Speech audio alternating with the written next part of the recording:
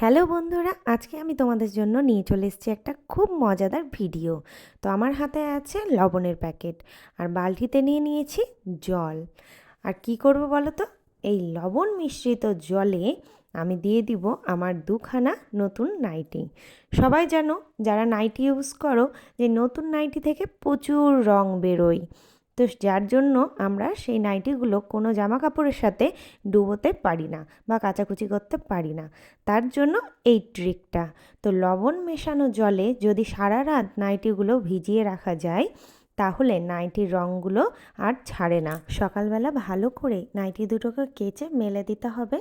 তারপরে নাইটিগুলো শুকিয়ে গেলে সেই নাইটি থেকে আর কখনোই এমনভাবে রং বেরোবে না।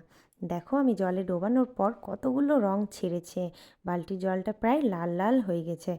তোমাদেরকে হাতে তুলে দেখাই। এই দেখো বন্ধুরা, কতগুলো লাল লাল রং বেরোচ্ছে নাইটি থেকে। আশা করি এই ট্রিকটা তোমাদের ভালো লাগলো। আর ভালো লাগলে আমাদের চ্যানেলটাকে সাবস্ক্রাইব করে দিও। বাই।